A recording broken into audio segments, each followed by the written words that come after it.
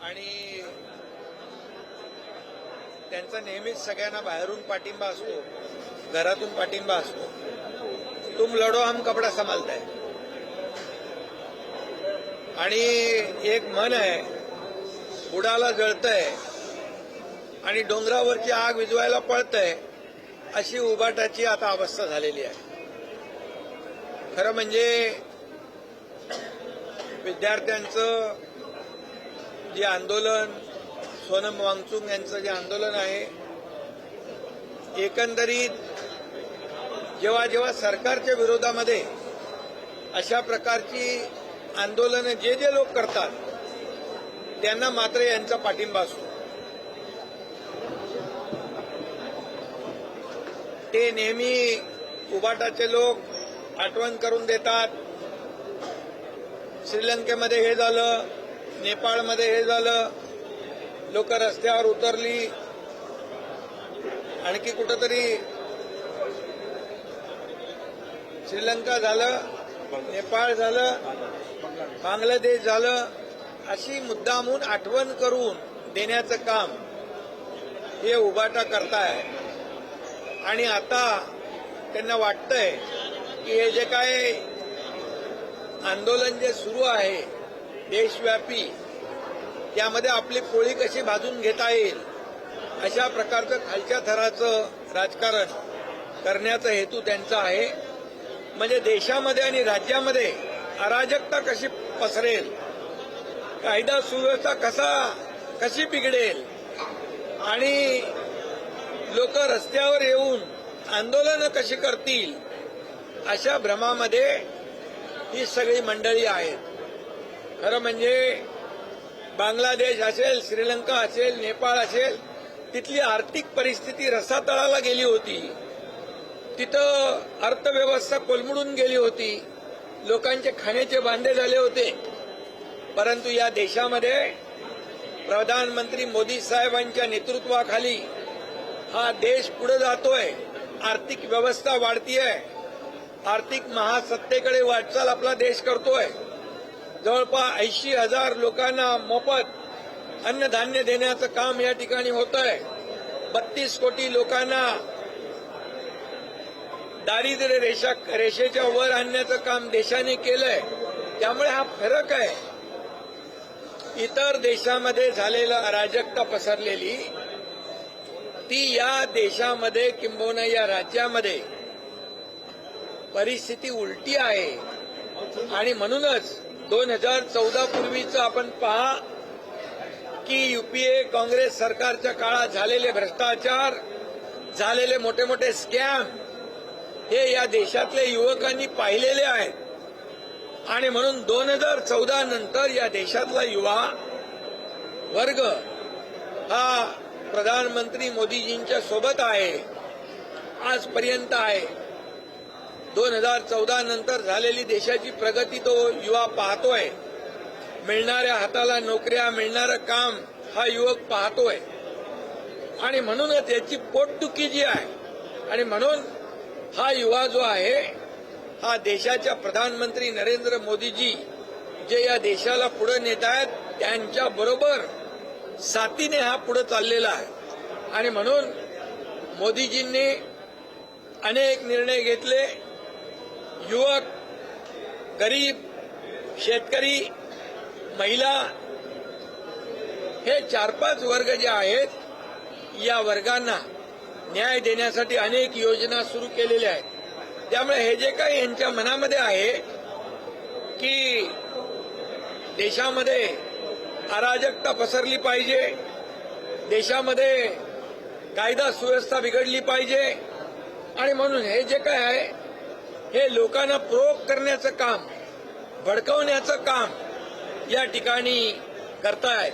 परंतु त्यांच्या प्रयत्नांना यश कधीच येणार नाही. कारण हा देश, या देशाला एक संस्कृती आहे, या राज्याला एक संस्कृती आहे, आपल्या परंपरा आहे.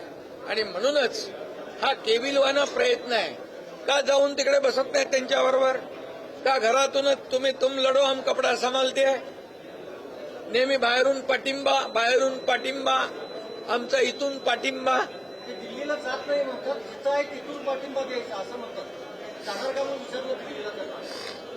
मग मी तेच सांगतो, तुम लढो हम कपडा संभालते है, अशा प्रकारची परिस्थिती आहे. आणि म्हणून मगाशी म्हण सांगितली, बुडाला जळतंय आणि डोंगरावरची आग विझवायला पळते, अशी उभाट्याची परिस्थिती निर्माण झालेली आहे. त्यांना काही कळत नाही की कधी काय आंदोलन करायचं. जे हनुमान चालिसामध्ये जे बोलणारे त्यांना जेलमध्ये टाकलं, आता त्यांना राम रक्षा आठवली आहे. आता त्यांना कळलंय की जो राम का नहीं हो किसी काम का नहीं, म्हणून राम रक्षा सुरू होती आहे. आणि म्हणून मी बोललोय विधान परिषदेमध्ये.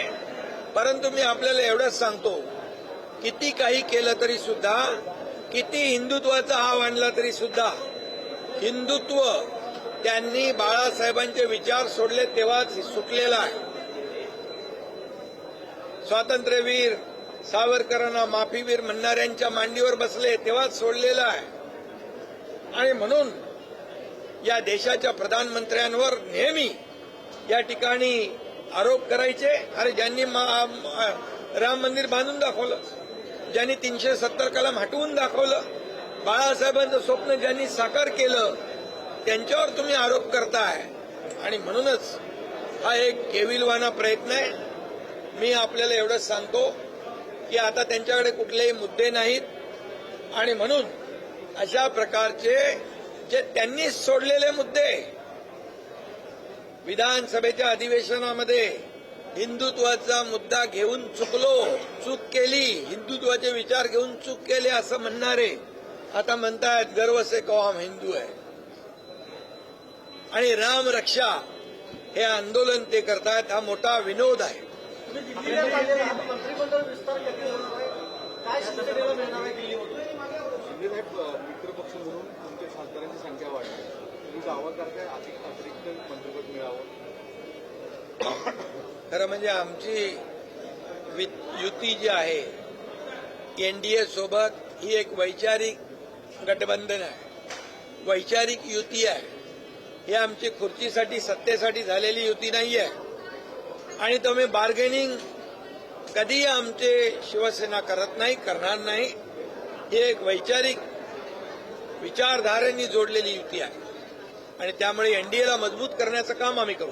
आपल्याकडे जे 7 खासदार आहेत त्यांना पत्र लिहिलेलं आहे अरविंद सावंत यांनी, आणि त्यामध्ये म्हटलेलं आहे की कुठलाही जो मूळ पक्ष आहे तो जनशरणाचा आवाज निर्माण करत आहे. त्या संदर्भात सर्व 7 खासदारांना त्यांनी पत्र लिहिलं आहे. त्या पत्राला केराची टोपली आमच्या खासदारांनी दाखवलेली आहे. त्यांच्या पत्राला विचारतो कोण? लोकशाहीमध्ये नियमाप्रमाणे 2/3 मेजॉरिटीला महत्व आहे. आणि बाकायदा लोकसभा स्पीकर यांच्याकडे जाऊन 6 खासदारांनी पत्र देऊन सगळी प्रक्रिया पूर्ण केलेली आहे. ही फक्त हा केविलवाना प्रयत्न आहे, कोर्ट कचेऱ्या करणं, हे करणं, ते करणं. त्यामुळे कुठल्याही त्यांचा त्या पत्राचा परिणाम आमच्या खासदारांवर होणार नाही.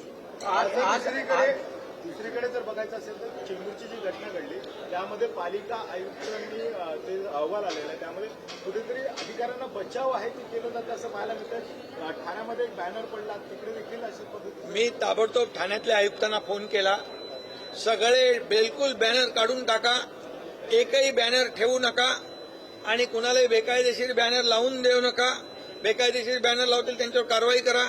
आणि जे होर्डिंग आहे ते होर्डिंग, जे अनधिकृत होर्डिंग असतील ते काढून टाका. जे अधिकृत असतील त्याचं स्ट्रक्चरल ऑडिट करा. कुठलाही दुर्घटना होता कामा नये अशा प्रकारच्या स्पष्ट सूचना निर्देश मी आयुक्तांना दिलेले आहेत. शरद पवार साहेब त्यांचा पक्ष एनडीए सोबत आलेलं चालेल का राज्यात आणि केंद्रात? अरे तुम्ही जर आणि तर ती काय गोष्ट करता राज्यामध्ये? जर सगळे उपमुख्यमंत्री मी आहे, ते माझ्याकडे येतात, मुख्यमंत्र्यांकडे जातात, कामं घेऊन येतात. त्याच्यामध्ये काय आहे? सोनम वांगचुक को लेकर जिस तरीके से सपोर्ट करने का फैसला किया गया उद्धव ठाकरे द्वारा, कैसे देखते हैं?